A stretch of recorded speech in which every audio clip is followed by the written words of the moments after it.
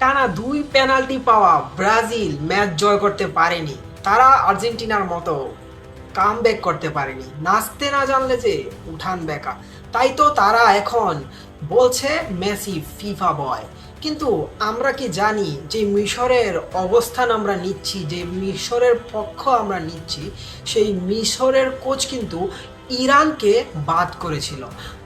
ইরানের একটা গোল মিশরের কোচ যখন দেখলো যে এই গোল থেকে উনি সুবিধা পেতে পারেন, তখন মিশরের কোচ পাগল হয়ে গেল। তখন তিনি গেলেন মনিটর থেকে তিনি আবার প্রতিবাদ শুরু করলেন যে বিএআর নেও, ইয়েস ইয়েস ইয়েস।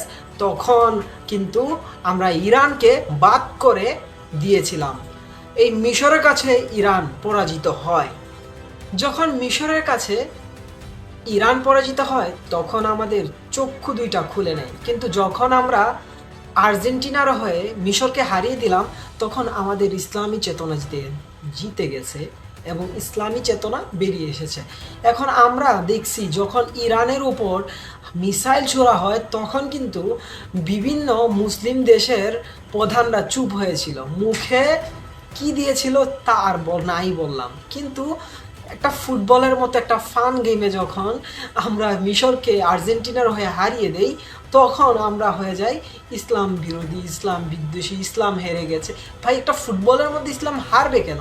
আর যখন আপনি আপনার আপনার ইচ্ছা আছে, আপনার কাছে একটা যুক্তিকতা আছে ইরানের পক্ষ নেওয়ার, তখন আপনি যুদ্ধের সময় তো আপনি মুখ চুপ করে আছেন, আর আপনি খেলার সময় এখন আপনার মুখ Say the Jew part. Say it. This is the true Why player. did you call me Jewish? Why? Jewish bitch. I'm a Jewish man.